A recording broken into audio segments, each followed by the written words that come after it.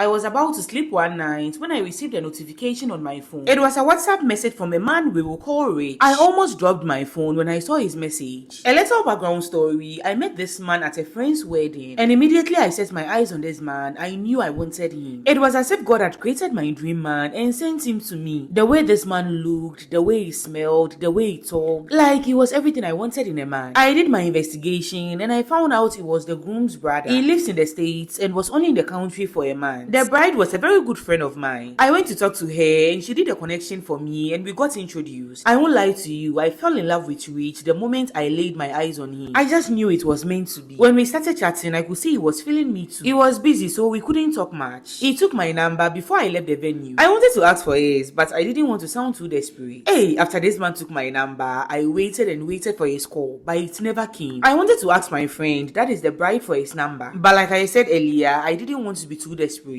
So I just told myself that if it was meant to be, he will contact me. Now, let's call my best friend Edith. Edith couldn't make it to the wedding because she was not in town. I told her all about this man and how I feel he was my soulmate. And before I forget, Edith is the daughter of my pastor. We've been friends since we were in Sunday school. When I told her about Rich, she thought I was exaggerating. She wanted to see his picture, but unfortunately I didn't have any. Now, 3 weeks after Rich took my number, I received a text message from him on WhatsApp. I was really shocked because I was not expecting the message at all. He asked me if I was okay talking on video call, and I was like, yes. He called me and we spoke at length that night. And I was not wrong. This man was my dream man. We spoke for more than 4 hours that night and he asked me to meet him the next day. The next morning, I called Edith and I told her everything and she was happy for me. I went to meet Rich and we went to the beach together. He was leaving to the States the next day. He told me he wanted to start something serious with me and asked me then if I wanted to be his girlfriend, and I said yes. So we started dating right away. Now, Rich was loaded. He was a doctor in the States. And mind you, I was telling my best friend everything that was happening between Rich and I. Even after he left, the connection was still strong. 5 months later, he decided to come to my country to see me. When I told Edith, she was very excited for me and she told me she couldn't wait to meet him. A few days after he arrived in my country, Edith came over to my place to see him. When she set her eyes on him, I could see the look in her eyes change, but I didn't think much of it. She was very nice and she told him that she has heard a lot about him and she was happy to finally meet him. There was something about the way she was looking at my man that rubbed me the wrong way. But this was my best friend and I thought I was just overthinking. Then she suggested Rich come with us to church on Sunday, and the biggest mistake I ever made was allowing him to set foot into our church. Part 2 is up.